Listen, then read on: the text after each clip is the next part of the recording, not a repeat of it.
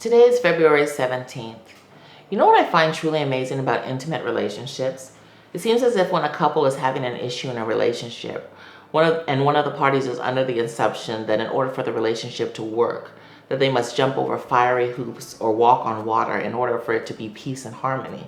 When in actuality, the partner might be asking for something as simple as putting the toilet seat down after use, or putting the clothes in the hamper rather than leaving them on the living room floor. Sometimes people can be reluctant to do just the basics to yield great return.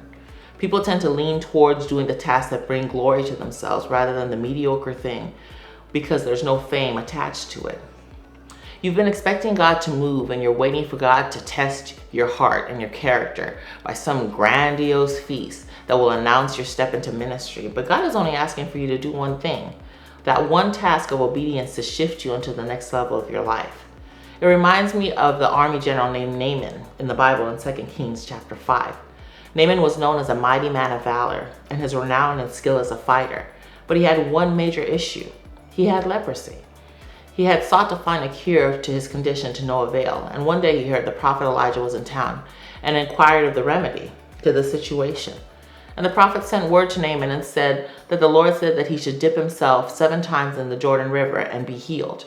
And Naaman became angry. He was angry because he thought that the prophet would come and wave his staff and make some great declaration and he would be healed. The request of what he should do was so simple, he felt insulted. Sometimes what God is asking us to do is so small and simple to execute that we view it as insignificant and often miss our moment in destiny because we fail to obey the small stuff. We fail to remember that God says that if we're faithful in the little, he would bless us with much. Naaman argued about it for a while until the slave girl who worked for him convinced him to do it.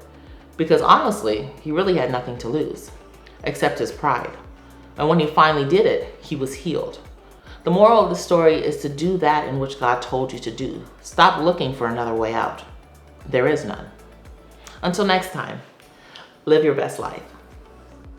Hey fam, Dr. Glori here. I hope you enjoyed the episode.